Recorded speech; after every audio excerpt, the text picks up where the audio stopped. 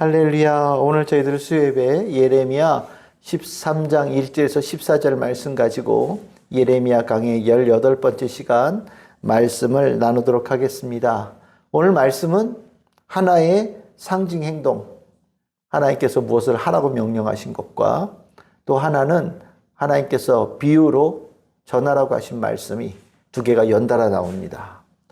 그러면 오늘 여러분들 지금 읽으셨으니까 이게 무슨 비유 같습니까? 이게 무슨 비유고 무슨 상징 행동인 것처럼 여러분들이 익혀지십니까? 오늘 상징 행동은 허리에 띠를 하나 사라고 말씀하셔요. 근데 이 띠가 배띠라고 얘기를 합니다. 배띠, 허리에 차라. 이게 도대체 무슨 소리일까? 저도 이 처음에는 이 말씀을 어떻게 이해하면 제일 좋을까라는 생각이 들었는데 이렇게 표현하면 어떨지 모르겠어요. 옛날에 이 속옷이 없었잖아요. 그죠? 그러니까 이렇게 천으로 해가지고 이렇게 허리를 아래쪽을 이렇게 돌려서 이렇게 속옷처럼 만들고 저는 그래서 상상을 일본 사람들 그 스모 선수들 그 입는 거 있잖아요. 그런 거 비슷한 거라고 저는 머릿속으로 상상이 돼요. 굉장히 연약한 부위고 중요한 부위잖아요. 사람에게 있어서는. 그러니까 여기서 배띠라고 얘기하니까 아주 최고급의 아주 가는 수의 그 배로 되어진 일종의 속옷을 사라고 하나님께서 명령하신 것 같다. 저는 그렇게 이해를 합니다. 몸에 아주 가까이 있는 거니까 우린 허리띠라고 얘기하니까 허리에 두른다고 생각하는데 허리띠는 이게 잘 감이 안 오는 거예요. 몸에 딱 붙어 있는 가장 중요한 부위를 가리는. 그래서 이것을 굉장히 고가로 생각을 합시다. 굉장히 고가. 그래서 이거를 굉장히 소중하게 여기는 거예요. 나의 가장 중요한 부분을 보호하는 역할을 하는 그곳에 쓰여질 거라서 물에도 닿게 하면 안 될 정도로. 물에 닿을 수 있잖아요. 근데 물에도 적시지 말고 아주 소중하게 간직하는 그 부분을 하나님께서 첫 번째로 명령을 하셨어요. 그런데 두 번째는 배의 띠를 아주 중요하고 비싸게 소중하게 여겼던 거를 오히려 정반대로 아주 멀리 그리고 땅에다가 감추어라 이렇게 묻는다는 거죠.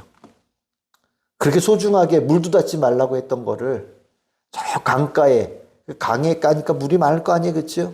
거기 땅에다 묻으라고 그랬으니까 아마 물에다 넣으란 얘기하고도 비슷할 것 같아요.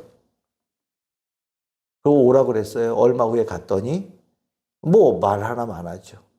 아주 그 고급 소재들은 물 같은 데 취약하잖아요. 그래서 우리 드라이 클리닝 맡기고 말하고 하잖아요. 그런 것처럼 완전히 썩어버렸다. 쓸 수 없게 되어졌다. 라고 얘기를 하셔요. 제가 여기까지 말씀을 드렸어요. 이게 무슨 비유일까요? 무슨 상징 행동일까요? 이걸 우리가 알아야 이게 무슨 말씀인지 이해가 되죠. 상징 행동은 말로 얘기해서는 잘 못 알아듣는 이들에게 그들의 이목을 끌려서 하나님께서 그들에게 말이 아니라 행동으로 메시지를 전하는 아주 중요하게 사용하시는 메시지 전달 방법이었습니다. 뭐 기본적으로 말을 잘 듣고 잘 이해하는 이들에겐 굳이 이런 방법까지 쓸 필요가 없는 거예요. 그런데 잘 못 알아들으니까 행동으로 일종의 충격적인 메시지를 전하게 해서 그들에게 새로운 방법으로 깨닫게 하시려고 하시는 것들이 상징 행동이거든요. 그러니까 예언자들이 이렇게 상징 행동이 나올 때 얼마나 답답하셨으면 하나님께서 이렇게까지로도 해서 알아듣게 하시려고 하셨을까라는 걸 먼저 생각을 하셔야 되는 거예요. 그럼 여기서는 뭘 얘기하느냐? 우리 지난 금요일 날 혹시 기억하십니까? 예레미야 12장 7절. 한번 펴보셔요. 12장 7절에 무슨 말씀이 있었습니까? 내가 내 집을 버리고 내 소유를 내던지고 내 마음으로 사랑하던 것을 그 원수의 손에 넘기겠다라고 말씀하시고 11절에 보시면 내가 어떻게 됐다고요? 슬퍼한다라는 말씀 나오고 그러면서 13절에 보면 그 슬픔이 분노로 표출되어지면서 심판으로 이어진다. 우리 지난주에 금요일날 나눴던 말씀이잖아요. 이 하나님이 가지고 계신 그 분노, 슬픔을 이스라엘 백성들이 이해하게 만드시려고 하신 행동이 오늘 이 행동이에요. 하나님이 얼마나 이스라엘을 향하여서 슬퍼하시는지, 하나님이 얼마나 하나님의 백성, 하나님의 자녀들을 향하여 깊은 슬픔을 느끼시는지 이스라엘 백성들이 제발 좀 알았으면 좋겠다. 그 슬퍼함을 조금이라도 느꼈으면 좋겠다. 그 슬픔이 도대체 왜 슬퍼하시는지, 무엇으로 슬퍼하시는지를 이스라엘 백성들이 알았으면 좋겠다라는 뜻으로 하라고 명하신 행동이 오늘 이 상징 행동이에요. 제가 지난주에 말씀드렸잖아요. 하나님의 슬픔을 우리가 이해할 수 있는가? 하나님의 슬픔은 단순하게 약간의 그 실망감 이런 차원이 아닌 거예요. 슬픔은 그것보다 훨씬 더 깊은 감정입니다. 하나님께서 누군가에게 정말 그 모습을 보면 슬퍼하실 때는 그 안에 하나님께서 더 깊은 애정으로 그를 먼저 보셨다는 걸 전제하고 있는 거고요. 그 애정이 아직도 깊이 살아 움직이기에 슬퍼하시는 거예요. 만약에 애정이 없으면 슬퍼하지도 않습니다. 슬픔이 깊다라는 것은 사랑이 그만큼 깊다라는 걸 얘기하거든요. 근데 그 사랑함을 하나님께서는 제대로 하나님의 사랑을 제대로 알지 못하고 하나님의 사랑을 제대로 받지 않고 함부로 대하는 이들에게 하나님께서는 그 사랑함이 얼마나 귀한지를 알게 하시려고 슬픔을 분노로 표출하시고 분노가 심판이 되어져서 이스라엘 백성들에게 전하여지고 있다는 것이 예레미야를 통해 주시는 중요한 메시지가 되는 거예요. 하나님의 슬픔, 여러분들 이해하십니까? 하나님이 무엇에 슬퍼하시는지. 그리고 이걸 반대로 얘기하면 하나님의 기쁨 이해하십니까? 하나님께서 나를 향하여 무엇으로 언제 어떻게 기뻐하시는지. 하나님의 기쁨을 이해하면 내가 무엇을 해야 하고 어디에 있어야 되는지 훨씬 더 명확해집니다. 하나님의 기쁨을 이해하면 그 하나님을 기쁘시게 하려고 하는데 내 삶이 초점이 맞춰지고 그 일을 그 자리에 있게 되어지는 일들이 훨씬 더 풍성해지는 것이 당연하죠. 기쁨을 알면. 똑같이 하나님의 슬픔을 알면 정말로 그것을 하지 않거나 아니면 그런 자리에 있지 않는 그런 지혜로운 하나님의 백성이 되어지는 길이 훨씬 더 넓어져요. 하나님께서 무엇을 슬퍼하시고 왜 슬퍼하시냐는 걸 이해할 때 우리는 적어도 죄로 인하여서 어긋나는 길로 가게 되어지는 정말 많은 경우가 줄어들게 되어지는 좋은 효과를 갖게 되어지거든요. 그래서 하나님의 슬픔 이해해야 돼요. 거기에 비례해서 하나님의 기쁨도 우리는 이해해야 돼요. 그걸 알아가는 것이 우리가 신앙생활을 훨씬 더 풍성하게 바르게 진행되게 만드는 아주 중요한 요소가 된다는 거예요. 하나님의 슬픔, 오늘 여기 딱 똑같은 거예요. 내가 그 뱃띠를 사서 허리에 띄었다. 그럼 이 내용이 어떤 거냐? 11절 보십시오. 11절에서 여기에 대해서 해석을 주셔요. 11절에 뭐라고 얘기하시냐면 띠가 사람의 허리에 속함같이 라고 얘기를 하죠. 이게 무슨 소리냐? 띠가 사람의 허리에 속했다는 것은 딱 붙어 있다는 거예요. 연합되어져 있다는 거죠. 속옷이 불편하면 안 되잖아요. 속옷은 편해야 되잖아요. 내 몸과 하나가 된 것처럼 딱 붙어 있게 되어지는 게 원래 그 속옷의 가장 좋은 속옷이라고 얘기를 하시는데 하나님께서 이스라엘 백성들에게 원하시는 마음이 뭐냐? 내가 이스라엘 온 집과 유다 온 집으로 내게 속하게 하는 것이 하나님의 기쁨이라는 걸 얘기하시는 거예요. 하나님께서 이스라엘 백성들에게 그것을 원하시고 그것을 바라신다라는 거예요. 그러면 속한다라는 게 뭐냐? 이게 연합이에요. 연합. 창세기 2장 24절에 한 몸 이룬다. 그 한 몸 이룬다라는 그것이 연합인데 그 한 몸을 이루는 것을 하나님께서 사람의 허리에 띠를 속한 것이라는 것으로 표현하신 거거든요. 그러니까 하나님은요, 이스라엘 백성들이 하나님과 한 몸 되어져 있는 것을 기뻐하시고요. 하나님께서는 하나님과 하나 되어진 이스라엘 백성들을 정말 소중하게 여기시고, 귀하게 여기시고, 보호하시고, 함께 있어서 행복한 마음을 하나님께서 가지셨다라는 걸 전해주는 거예요. 우리 이 기분 어느 정도 이해하실 수 있으십니까? 내가 정말 소중하게 여기는 거, 아끼는 것들이 있잖아요. 내가 항상 제일 가까운 데다 두고 그것이 항상 뭐 조금이라도 상하지 않게나 우리 이렇게 보기도 하고 그런 경우들이 있잖아요. 여러분들 그것이 만약에 상하면 내 마음 찢어질 때 아플 때 있잖아요. 내가 소중히 여기던 거 잊어버리거나 망가지거나 마음 아프죠. 우리 지금 가정의 달 지나가고 있어요. 우리 부부, 이제 하나님께서 짝지어진 부부 한 몸이라고 그러잖아요. 한 몸이 뭡니까?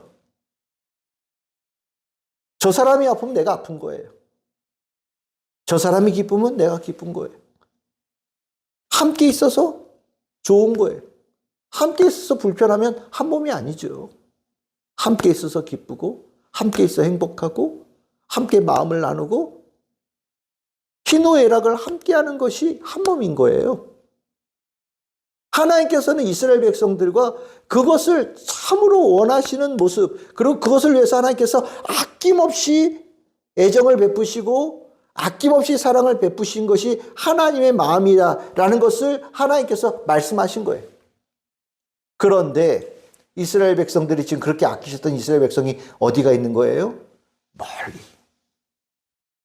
유브라데 강가에 저 멀리 떨어져 있는 거예요.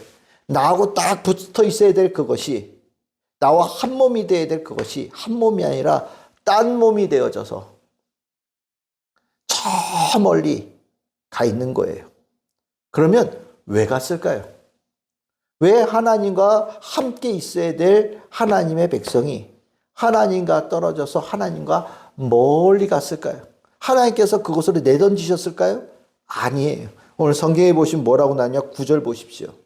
9절에 보시면 뭐라고 나옵니까? 교만이라는 단어가 나와요. 유다의 교만과 예루살렘의 교만이 하나님과 한 몸이 되어져야 될 이스라엘 백성이 떨어진 자가 되게 만들었다는 거예요. 이게 누군가에서 되어진 게 아니라 이스라엘 백성 안에 자체적으로 일어난 문제, 자신들이 만든 문제라는 걸 얘기하는 거예요. 하나님은 이것을 하여튼 늘 언제나 귀하게 여기고 함께 있는 것을 귀하게 여기고 함께 있어 행복하게 생각을 하셨는데, 하나님이 버린 것이 아니라 이 하나님과 함께 있어야 될 이스라엘 백성들이 교만해서 자기 스스로 하나님과 가장 멀리 있는 곳으로 스스로 갔다는 거예요. 그게 오늘 성경에는 유브라데 강까지 가는 모습으로 나오는 거예요. 그러면 유브라데 강이라는 것이 어떤 걸 의미하느냐? 바벨론 땅이죠. 우리가 생각할 때는 우린 바벨론 그러면 포로지에 끌려간 이스라엘 백성 땅 벌써 딱 생각하잖아요. 근데 여기 이때 이스라엘 백성들은 바벨론 땅이라고 생각하면 어떤 땅이냐면 좋은 땅이에요. 화려하고 번성하고 부러운 땅이 바벨론 땅이에요. 하나님과 한 몸이 있어 보니까 답답하다라는 거예요. 내가 왜 하나님과 딱 붙어서 왜 여기에 머물러 있어야 되나? 저기 더 좋은 거 있는 것 같은데. 저기 가면 돈도 많이 벌게 할 수 있는 길도 열리고, 저기 가면 내가 재밌게 지낼 수 있는 것도 많은 것 같고, 저기 가면 세상에서 화려하고 멋지게 선진화되는 거 저기 다 있는 것 같은데 난 거기 가고 싶다라는 생각으로 스스로 하나님과 한 몸 되어진 모습을 떠나서 멀리 떠났다는 거예요. 그것을 하나님께서 그 땅에 가서 그 배띠를 땅에다 묻어라 라는 말씀으로 말씀하신 거예요. 그런데 며칠 지나고 훗날 가봤더니 어떻게 됐다고요? 썩었더라. 썩었더라. 쓸모없게 되어졌더라. 그러니까 하나님 마음은 너무 속상한 거라는 거죠.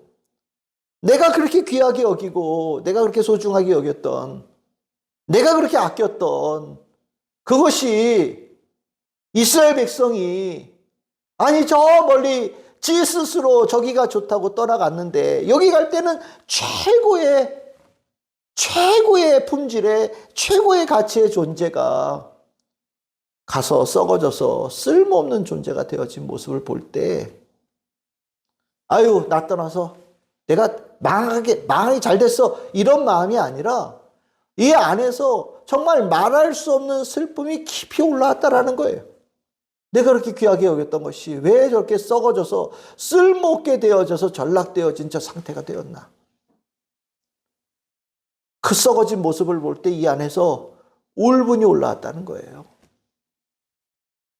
그래서 이스라엘 백성들에게 말씀하시는 겁니다. 너희들은 이 울분을, 이 슬픔을 이해하냐? 가장 좋은 것이 완전히 쓸모없는 것으로 전락되어진 것을 볼 때 그 가슴 속에 들어오는 그 슬픔, 그 깊은 사랑을 너희는 느낄 수 있냐? 하나님께서 예레미야를 통해서 이 말씀을 주시는 거거든요. 여러분들이 감으로 느끼는 겁니다. 어떻게 이 안에서 이것으로 우리가 하나님의 슬픔을 어떻게 다 느낄 수 있겠어요?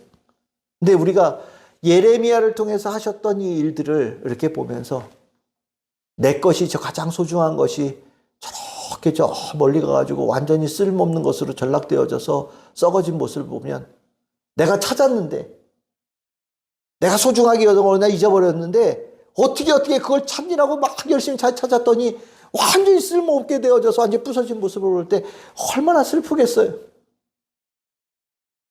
하나님은 그 슬픔을 이스라엘 백성들이 반드시 깨달아야 된다라고 말씀하시는 거예요. 우리가 하나님께로부터 얼마나 많은 기대감을 가지고 있는가에 대해서 우리 지난주에 나눴거든요. 하나님의 슬픔은 기대감에 기반되어져 있어요. 한 사람 한 사람에 대해서 어마어마한 기대감을 가지고 보시거든요. 거저인 사람은 아무도 없습니다.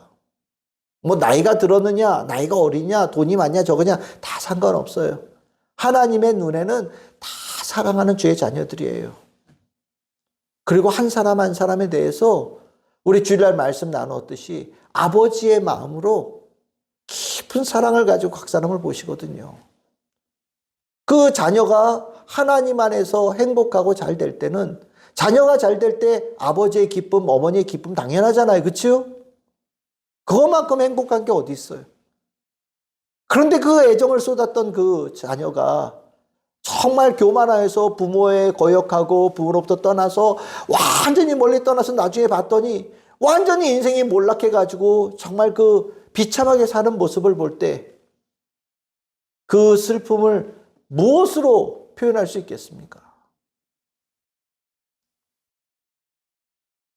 하나님의 이 슬픔을 안다면, 나를 향하신 하나님의 그 사랑을 안다면 적어도 나를 그렇게 사랑하시고 나를 애지중지 돌보시고 나에게 깊은 은혜를 베푸셨던 하나님의 슬픔이 되어지는 존재로 살면 안 되겠다라는 마음을 먹어야 되는 게 정상이잖아요.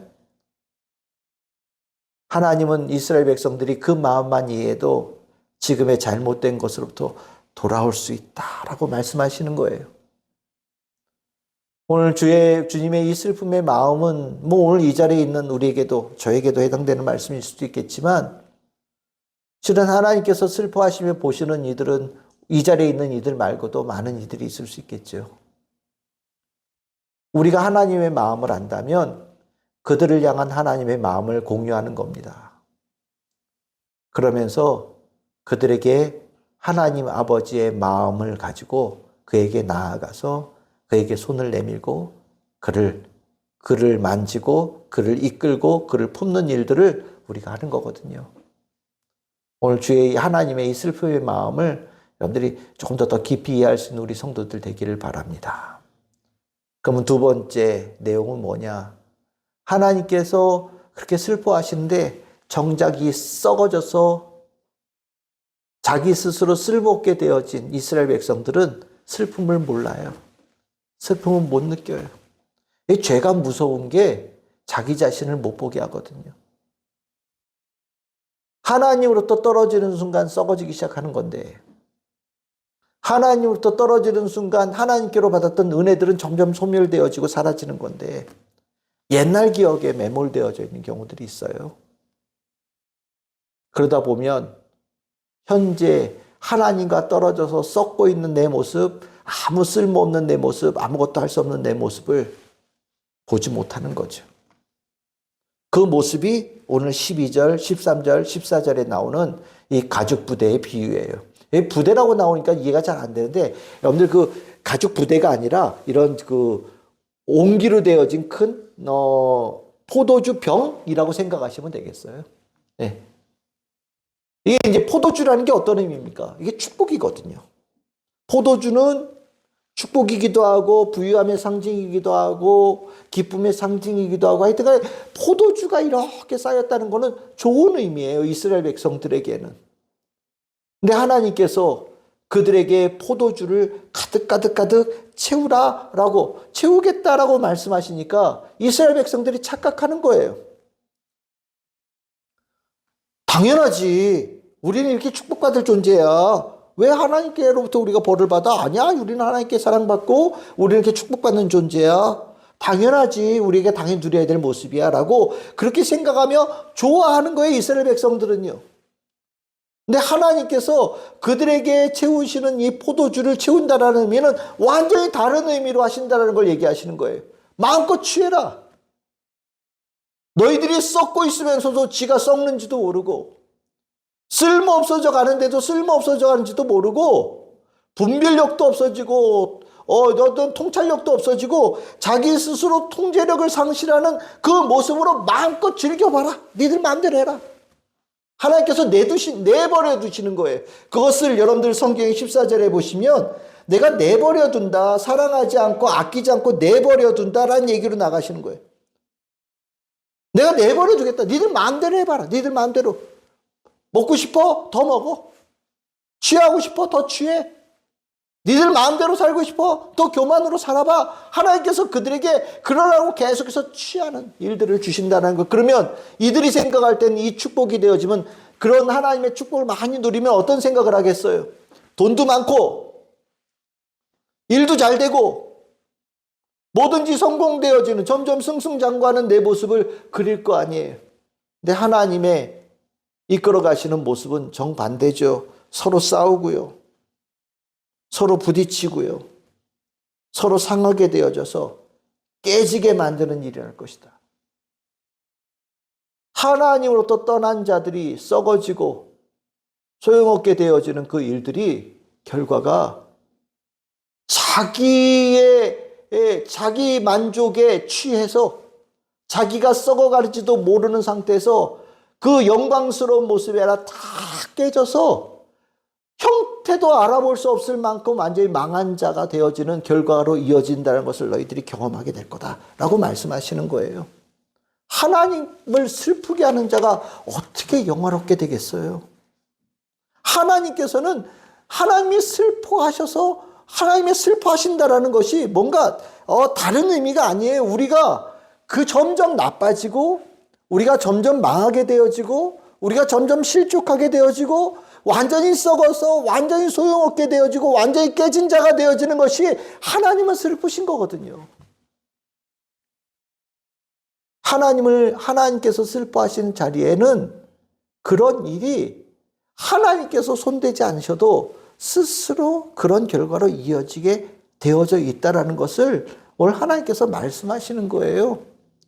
하나님께서 슬퍼하시는 그 길에 무슨 영광이 있어요? 하나님께서 슬퍼하시는 그 길에 어떤 영화로운 결과가 있겠어요? 없는 거예요.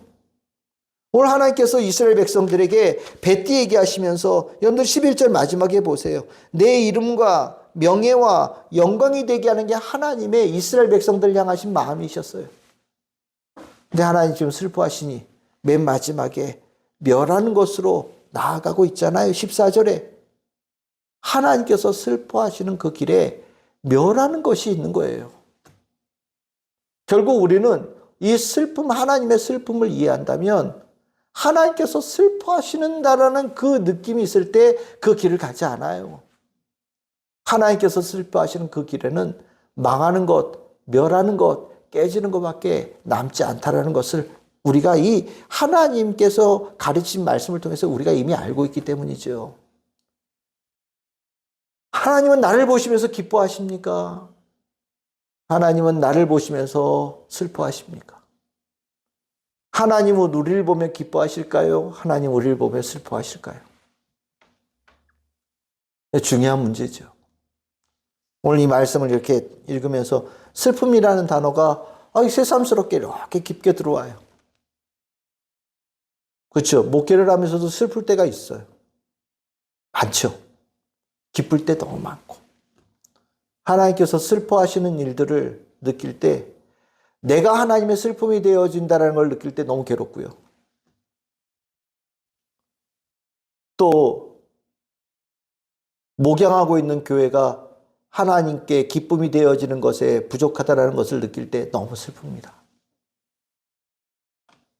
그리고 슬픔으로 하나님께 슬퍼하시는 길을 걸어가는 것을 막을 수 없거나 그들을 도와주지 못할 때 아주 깊은 슬픔을 느끼게 되어져요.